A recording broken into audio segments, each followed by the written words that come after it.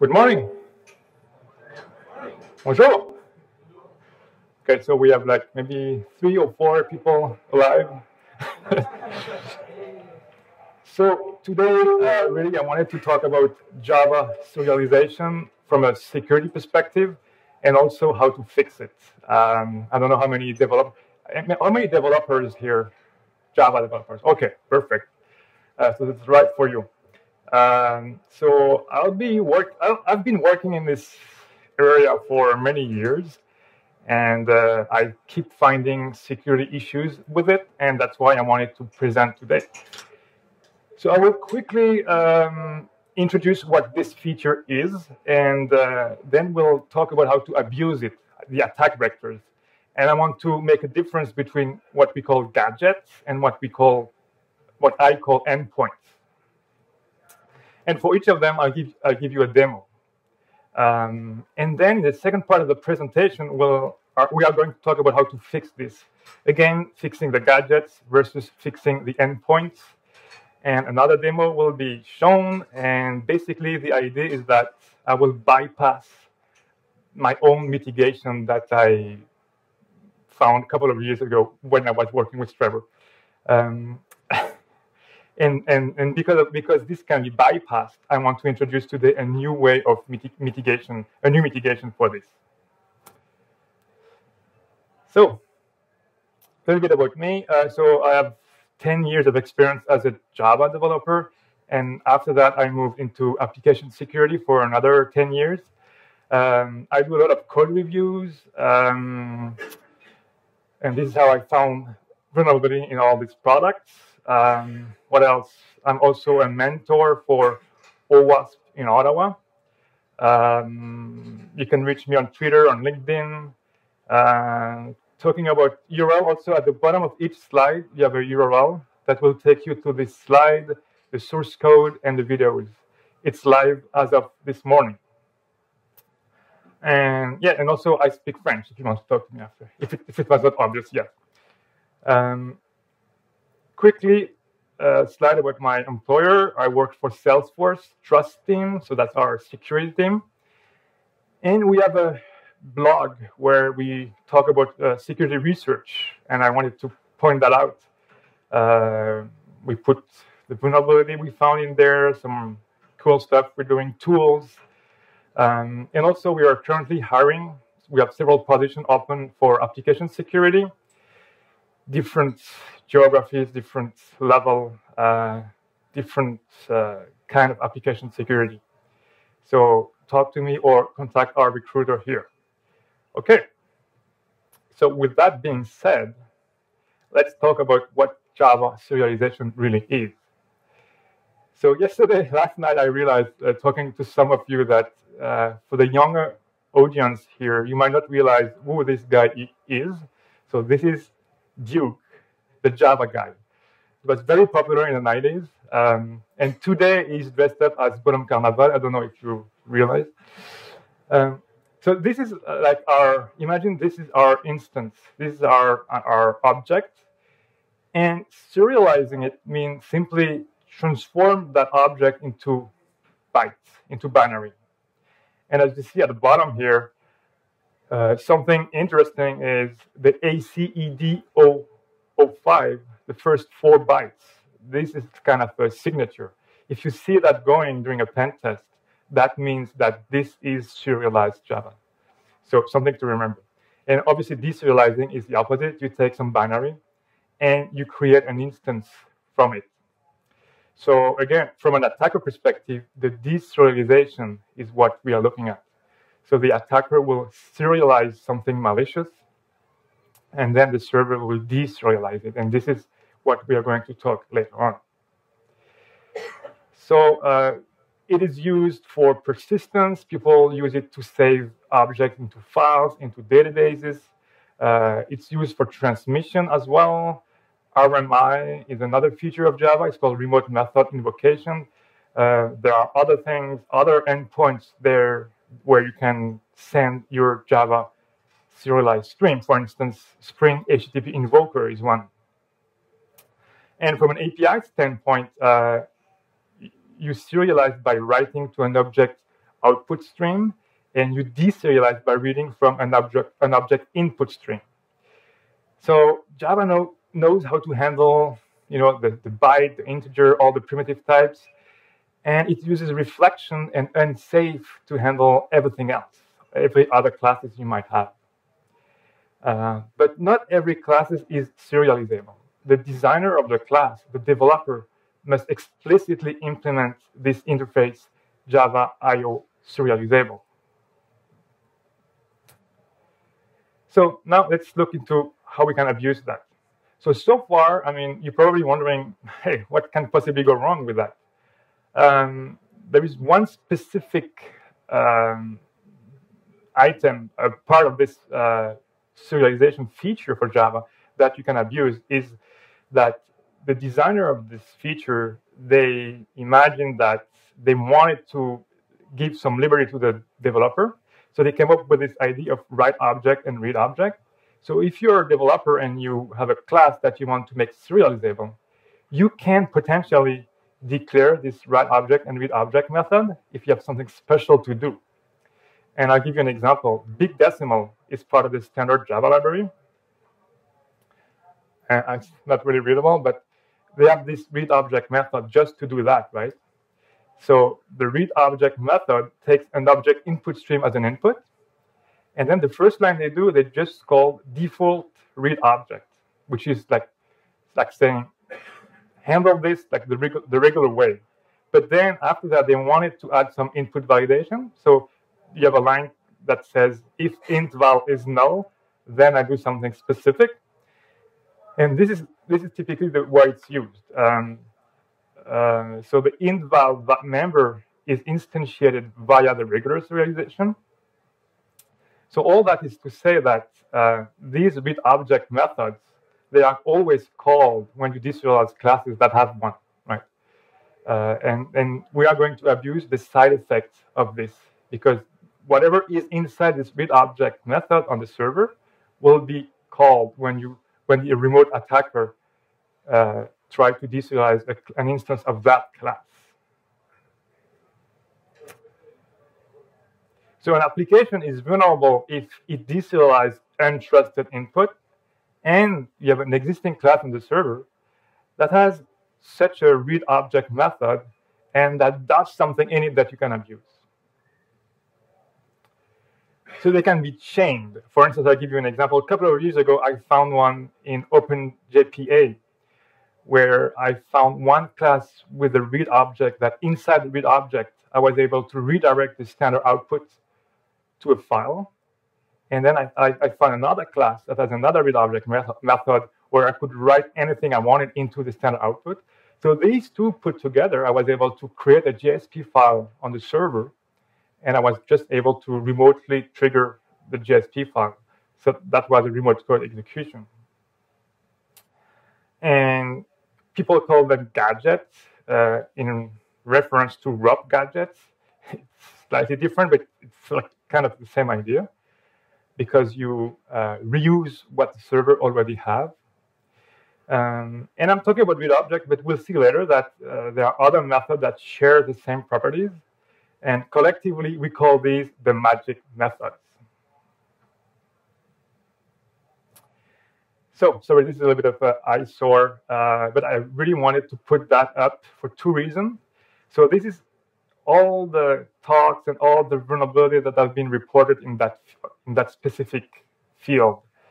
And I want to call out the first row here. A gentleman called Mark Schoenfeld, more than 10 years ago, basically did the same presentation I'm doing here, presenting the same risk and identifying the problem with this feature of Java.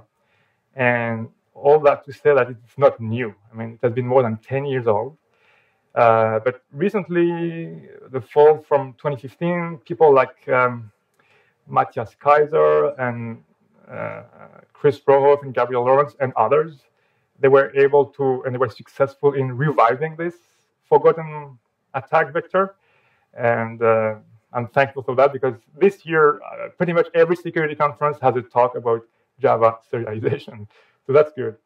And also the last row, Wouter Koekoorts did something really interesting. he came up with a gadget that is based on a hash set. So if you know Java, you know that a hash set is a very common class. We use it all the time. And he found a way to construct a malicious hash set that, once deserialized, will trigger a denial of service.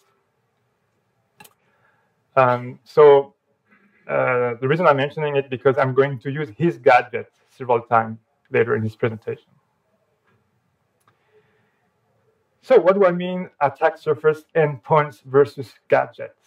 So imagine in the middle here we have our vulnerable application, and the vulnerable application accepts untrusted inputs and deserialized it.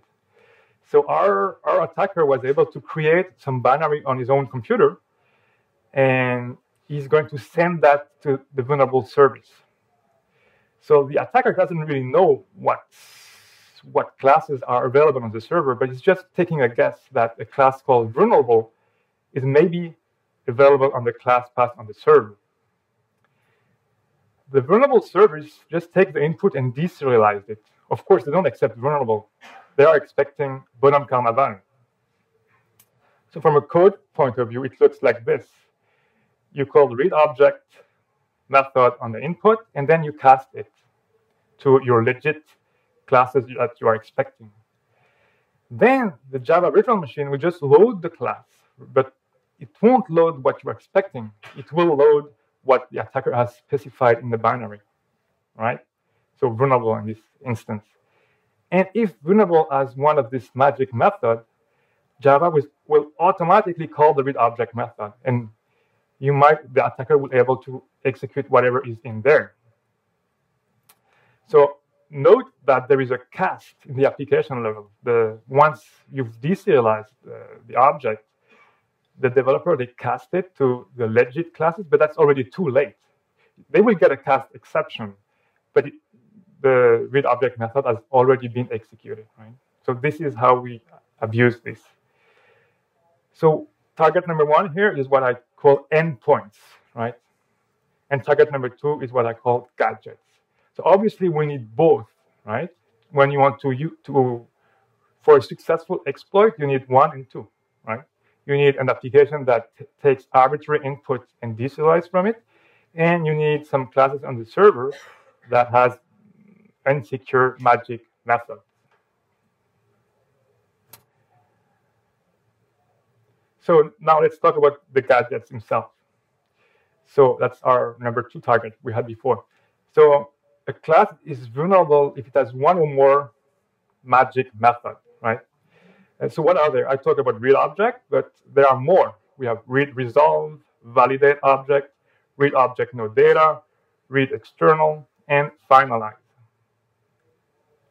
So finalize, if you know Java, is like the destructor, right? So just before the object is garbage collected, if you have a finalized method implemented on your class, whatever code is in there will be executed. So that's another magic method.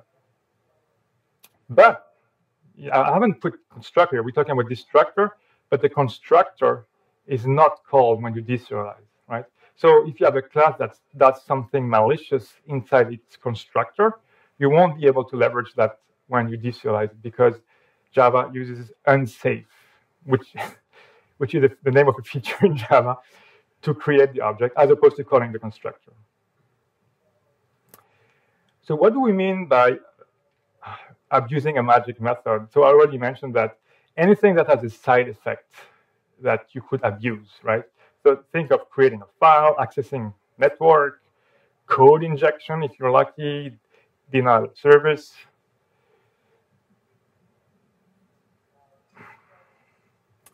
Etc., etc., everything you can think of.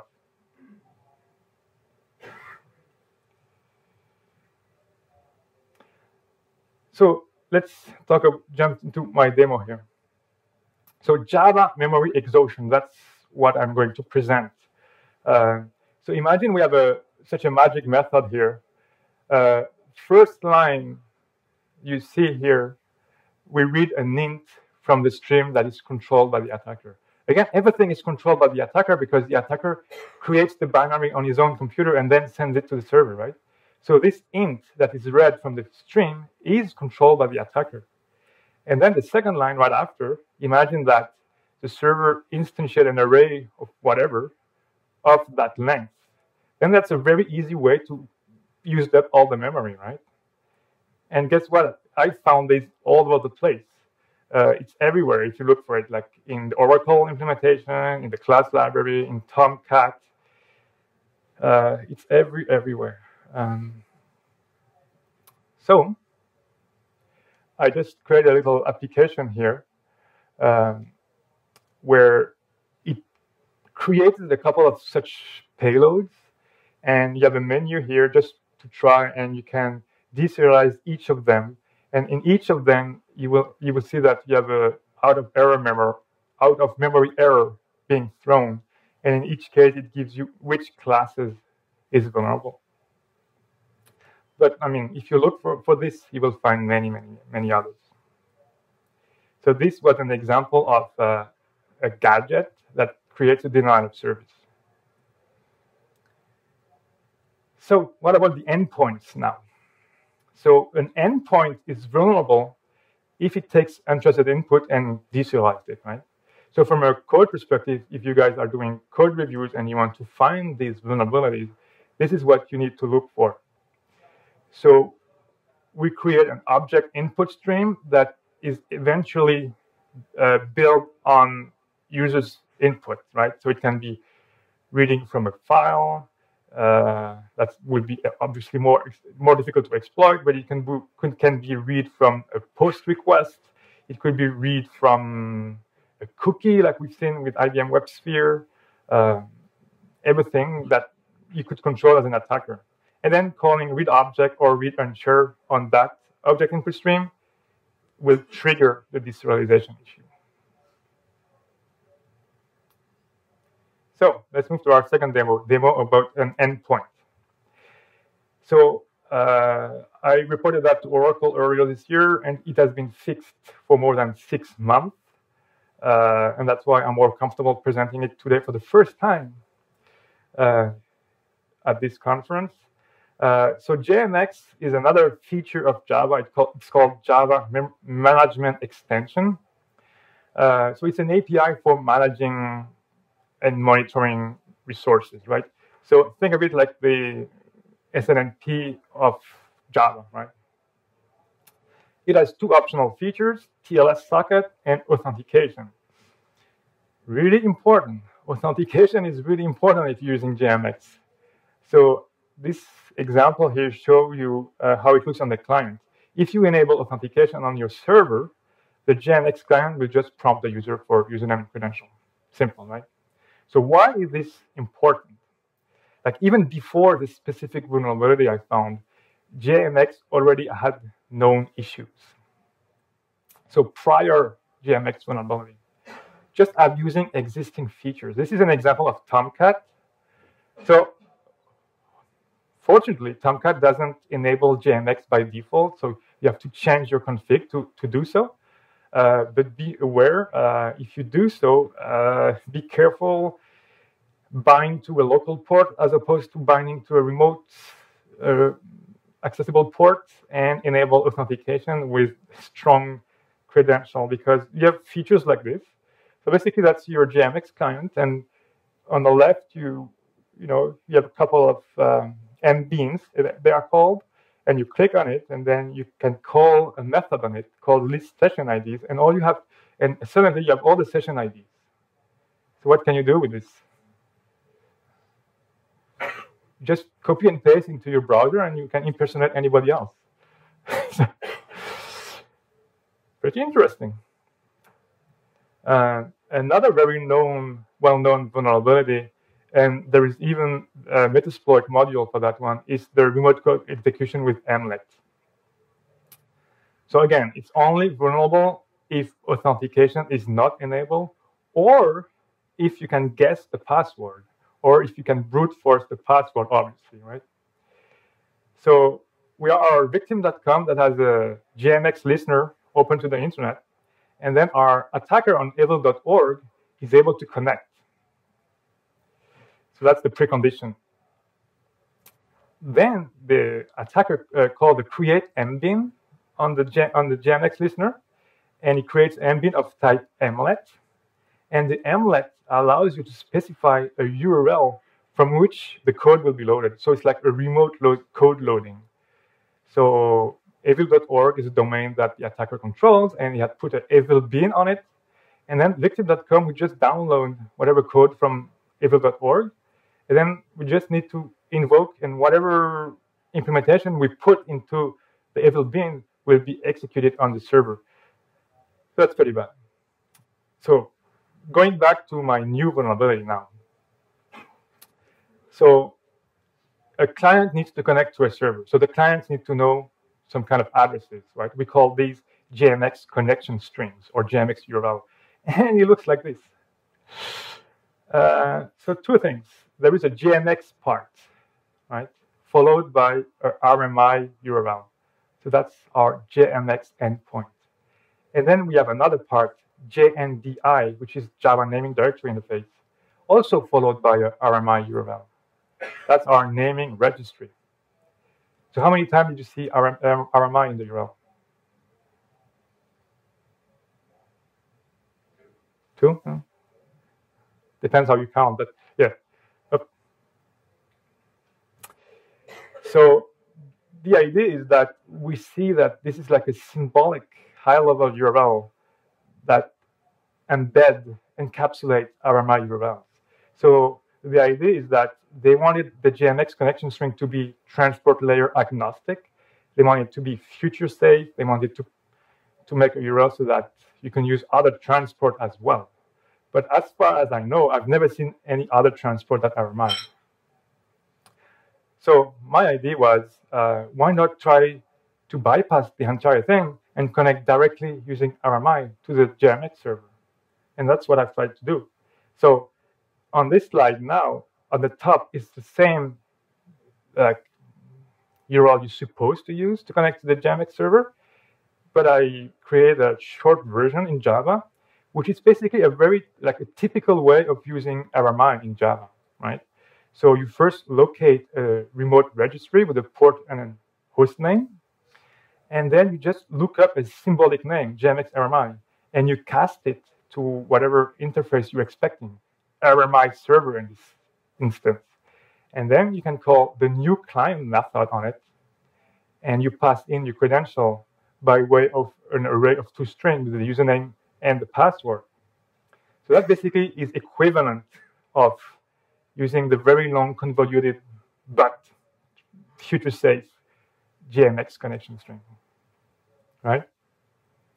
So what is RMI again? If you remember, I mentioned it is another feature of Java that relies on serialization, and it's client server. So it's like an RPC for Java. So if you look at the network, imagine we have a JMX client talking to a JMX server.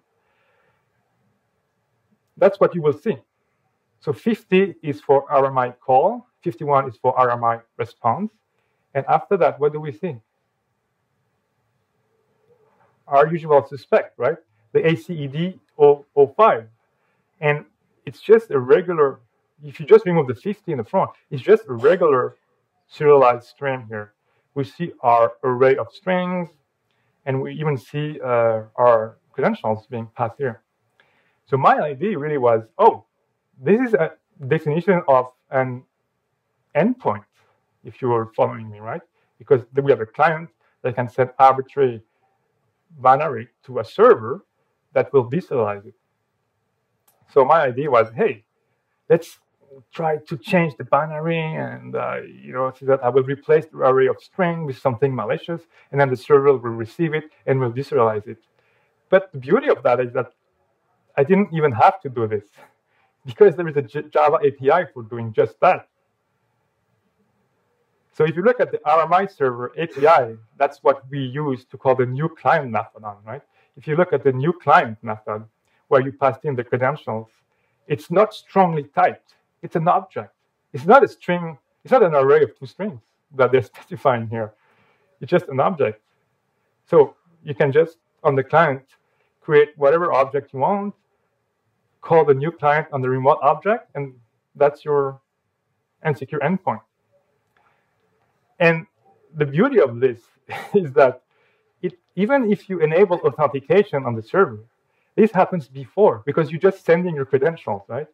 So the server needs to deserialize the credentials first to just try to authenticate you, right? So let's look at the demo here. So I'm using Tomcat, but again, the vulnerability is in Java, not in Tomcat. So I'm using Tomcat with the vulnerable version of Java. I'm bringing up another computer as a client. And here, I have a little application that you can download that tries to connect to the remote server. And it tries to connect using 3 ways. First is the long URL I mentioned. Second way is the short RMI shortcut using passing the string of the array of toString. And the last one is the maliciously constructed hash set from Butter Cookers instead of the string, instead of the array of string. And the server is not responding. Why? Because the server is too busy processing the request.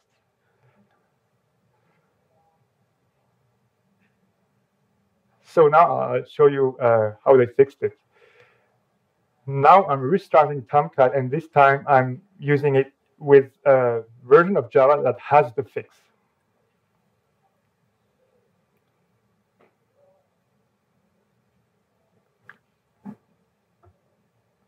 So it's Oracle Java 8 update 1.1. I'm trying the same thing again, connecting 3 times during 3 different ways. And we see an exception this time. We see that the 2 first one went through, but the last one, we got an unsupported type Java util hash set. So they implemented some sort of validation, which is good. They just blacklisted the hash set? No, they whitelisted. I'll come back again. That's a good question. But though they explicitly expecting 2 strings now. Anything else will not be deserialized. So now it's time to move to our second part, and we're going to talk about blacklist and whitelist. So how do we protect against this? So before I go into details, I've seen this year on Twitter some pretty nasty blame game going on, and even on other security conferences. So the question is, where do we fix it? Remember, we have our 2 endpoints, the target number 1 and the gadgets target number 2. Which one, where do we need to put the fix in, right? So some people say, oh, an application should never deserialize untrusted input, right? Like JMX doesn't do that. And then some other people say, well, all the read object method we have, and they should only do simple things that people cannot abuse. So it's an open question. But if you ask me, my personal opinion, I mean, it's really a no-brainer. We should fix it in both places, obviously, right? Have you ever heard of defense in depth, layered defense? You know, that's what we tell people to do. So we should fix it in both places. So how do we fix it at the gadget level?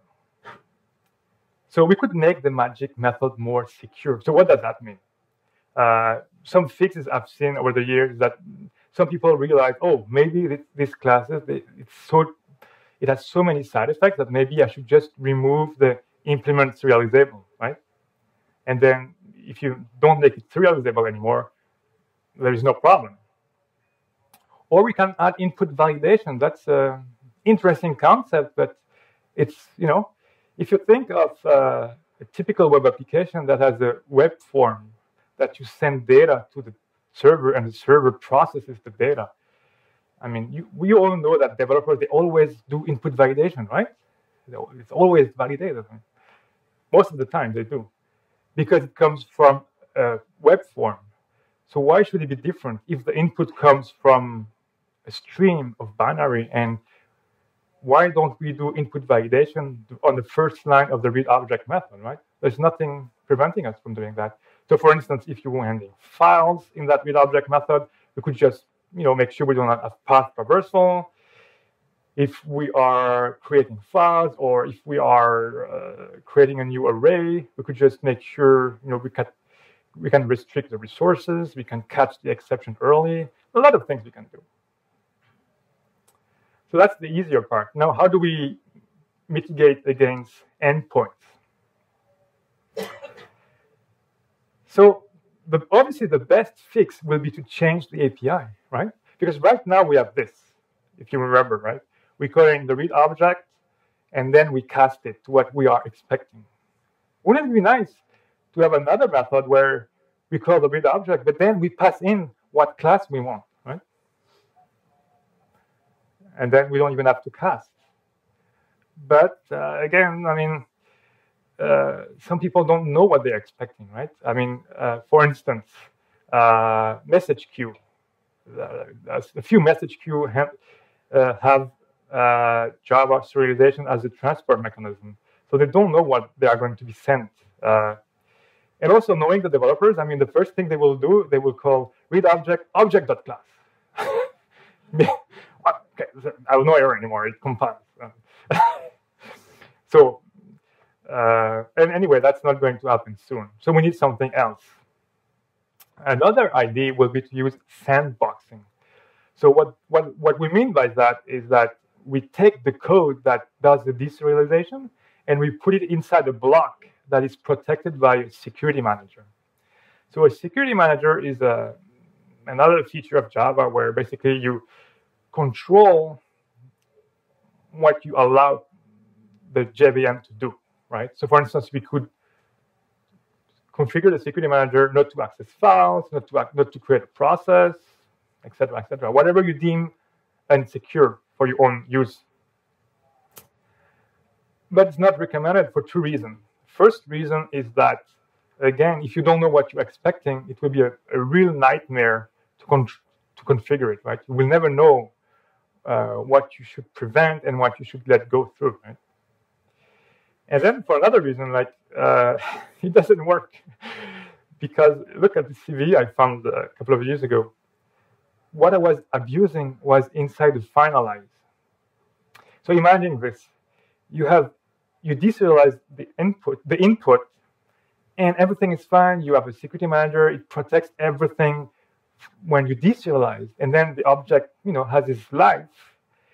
And at the end of the life cycle of the object, when you don't use it anymore, it's going to be garbage collected, and then the finalize is called by Java.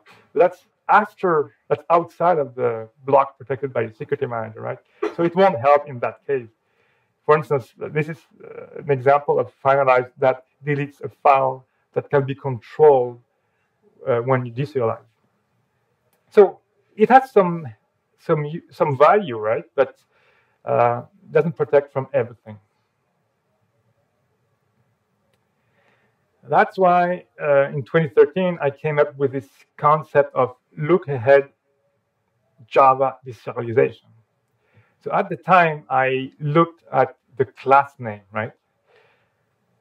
So it's today, I'm really glad that it is used by a lot of tools, Serial Killer by Luca Caretoni, Contrast as a really nice agent-based one based on this idea. And there is even a JDK enhancements proposal, a JEP, that proposed that we use this, and CERT as a secure coding guideline suggesting that you use this idea. But it's not that good, and I will show you why. So let's look at the object serialization protocol. So it's a protocol in the sense that it's used for parsing the binary, right? So as already mentioned, the ACED 005. So we have something called stream magic, is a kind of a header. We have the version of the protocol. Then we indicate that it's an object that is serialized. And then we have our class description header. That's what we are interested in, because the class description is followed by the class name. So length, array of character. Then we have a unique ID, some flags, and then we've done parsing the metadata. Now we are going to parse the data, so meaning the fields, the value. In this example, it doesn't have any. Anyway, by now you should have realized two things, right? One, I really like PowerPoint animation. And two, we already have what we need, right? We already have the class name that the malicious attacker is sending us. So again, my idea was that, okay, this is great. I can write my own binary parser, and whenever I see the class name, I stop and I do validation. And implementing your own binary parser is always secure, and let's do that. But I realized I don't have to, because there is a Java API just to do this. So the idea is that you can create a callback that will be called by the virtual machine just before deserialization happens. So that's exactly what you want. So all you need to do is you create your own class that is a subclass of the object input stream that you're normally using for deserialization. And then you override a method called resolve class. And resolve class just gives you as an input the object stream class. So in this example here, I'm calling the get name on the class description, and I'm just validating based on the name. If it's Bonhomme Carnaval, if it's not Bonhomme Carnaval, I'm throwing an exception. If it is, I'm just proceed normally by letting the superclass handle it. So going back to your question, blacklist versus whitelist. So as with any validation, you have two ways of doing it, blacklist and whitelist. So whitelist meaning you explicitly list the class names that you're expecting, and they don't have a side effect. You know that you looked at the code, they don't have any malicious read object, and you let them go. That's good, but again, in an enterprise scenario, one, you might not know what you're expecting, and two, you might need to open up to so many that it kind of kills the purpose, because they might have side effects that you don't really aware of. And then you can use blacklist. So blacklist meaning you're only preventing known bad class names. So of course, this is easy to do for a developer, really bad idea for security, because we know a few classes there that have gadget classes that are serious consequence if you deserialize them. But we don't know them all.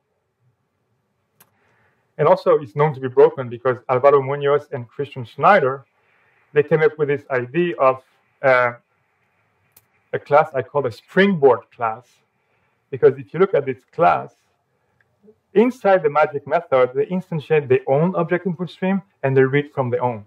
So even if this class is protected by your callback that you can validate, inside they basically bypassing it because they create their own object input stream and they read from that. So you will lose your validation hook, let's say. So let's look at the demo here. So not only they came up with this example, they also found real implementation in the wild. And they contributed these two first one to the Weiser serial. Weiser serial is a repository on GitHub that has all these known gadgets. And I found a third one, but it's the same idea.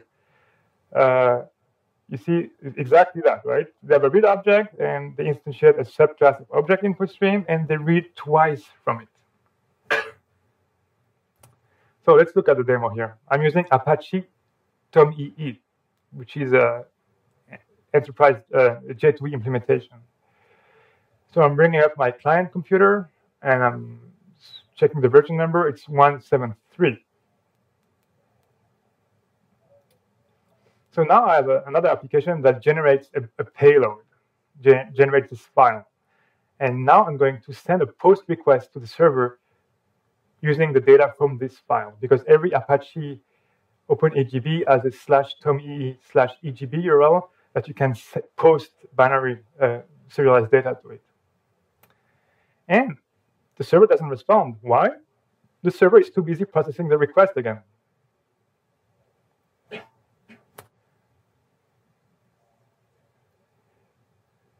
So now we are restarting the server and using a next version of Apache TomEE.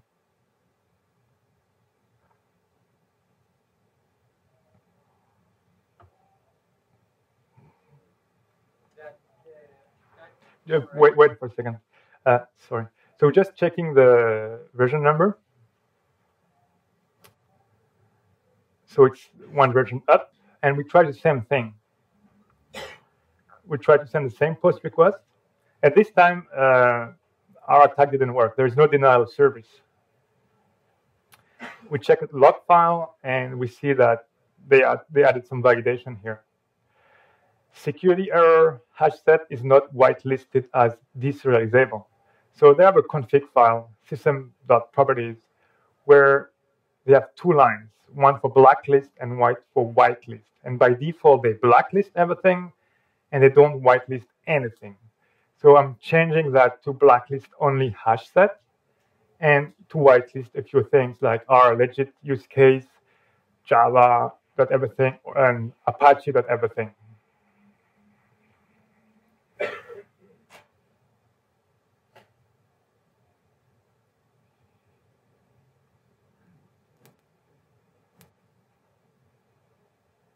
Then I start again.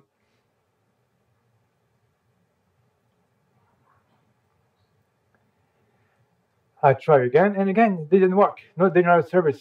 This time, it's not because we blacklisted everything, but it's because we explicitly send the hash set which has been blacklisted, right? So that's good. Now I'm going to use the same program to generate the binary, the payload, but this time I'm going to use this springboard idea to try to bypass it. And I'm sending it again with a post request.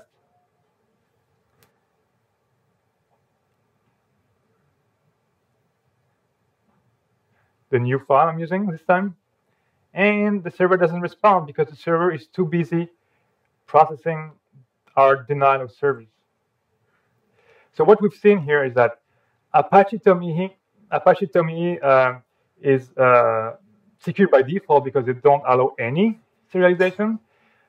You can change that, and we've seen that I was able to bypass the class name validation because I found another class that I could bypass the class name validation, basically. But an easy fix would obviously to blacklist as well these other classes, right? And that will, I will go back to your question later, and that will fix it too, right? All that to say that class name blacklisting is hard. That's why I came with this new idea of having a look-ahead method blacklist. So blacklisting class names may be impossible because you don't know what to blacklist, but maybe you have a very good idea of method call you want to blacklist. Maybe you know perfectly well that you don't want to allow file access, network, etc. So I came with this idea. So it's the same idea of this validation hook that is called, but instead of looking at the name, we look at the bytecode, right? So the first idea is that if the class doesn't have any magic method, then we're good to go because there is no side effect. We can just deserialize it.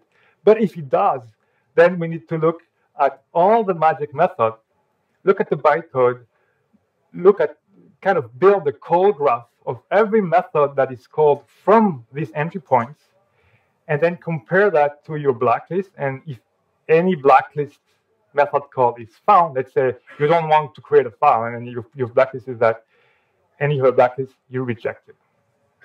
That's basically the idea. And I've released the code this morning at the URL below. Check it out. I implemented it in a way that you can bring your own bytecode library. So check it out. So I guess it's a time for my conclusion here. So we talk about different ways of mitigating against these attacks. So using the security manager is not a complete solution because it can miss some cases, right? Using my original look-ahead class name validation using a whitelist can be a solution if it's really restricted. But the blacklisting, I don't suggest you do that.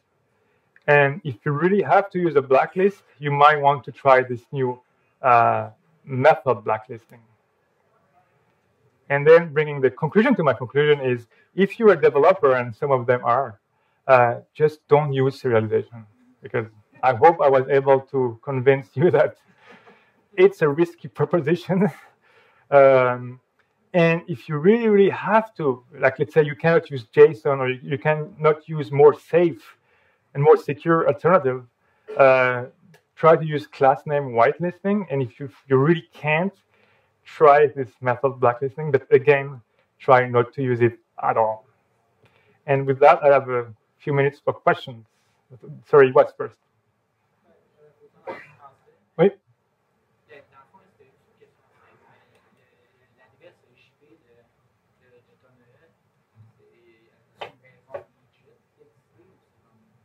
So the question, yeah, the question was the URL of the OpenAGB where you can send arbitrary. Yeah, there is a legit use case. It's the OpenAGB implementation they have. They've been using it for a while, and like it's a product that has this feature. People start using it. So after a few years, it's hard to say, oh, we don't use it anymore. In the vulnerable, the classic vulnerable code, some code called with object, then there's a cast. Yep. The cast comes too late, which basically is a problem. But in the calling by code, you get an invoke from the method, then the cast of code. Have you considered using a specific class loader when you load that code to detect that it is going to use with object that cast and use that information to validate upon deserialization that the incoming class is really a good one? Yeah, it's an idea, but so the question was, can we use a custom class loader, and in the case where we know what we're expecting the next class to be loaded to be what we're expecting, right? That would work, but again, not for the finalized case. Because the finalized, we don't know when it happens. The class loader would invoke a special alternative to with object. It would move it aside, wait, and it would send as parameter the target class. That is, yeah. First the target class that you API change proposal, and since it's an API change, it can't have that's a problem. But then it would somehow abuse the classic Tucker and the vulnerability to do it without an API change. Yeah. I think the contrast product just does that. Yeah. That's it? Oh. In the project that we were using serialization and we were not able to just remove it immediately, what we did was essentially to sign it. So if what I get doesn't match a signature, then yeah. Thank you very much. I'm not going to start you can do signing if you control the client and the server. Yeah, that's another point. Yeah. What's the change between the products? So yeah. Yeah. Do it this way, but make sure we remove this product. Merci.